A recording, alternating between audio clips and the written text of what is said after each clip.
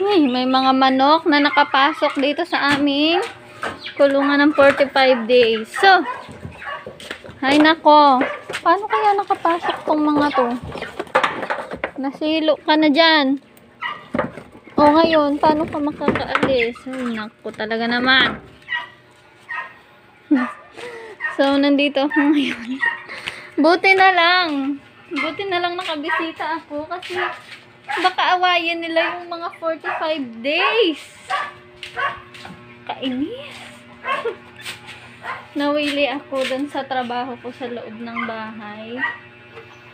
So, bukod kasi sa pinagkakaabalahan kong ito ay meron talaga akong yan, trabaho online. Buti na lang nakabisita ako kung hindi. Oh my God, kawawa naman ang mga alaga. So, yan sila. Binuksan ko na yung bintana, yung trapal. Kasi medyo mainit na. Wow!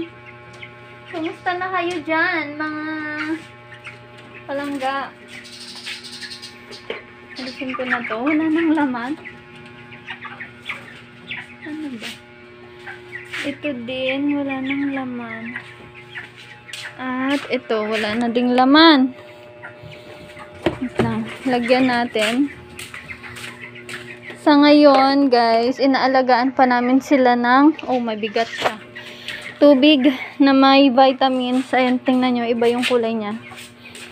May vitamins ito. Ayan, para malakas sila. Wala nang laman dito eh. Wala na ding laman doon, kaya lagyan ulit natin. So, kunin natin tong isa. Mabigat! Very mabigat. Ay! Nabubo. Okay, excuse me. Inom na kayo. Wala na kayong tubig. O, diba? Kanina pa siguro sila wow na wow. Ay, may laman naman pala. Pero konti na lang. Pila-pila. Ang lalakas na nila, oh. Yan.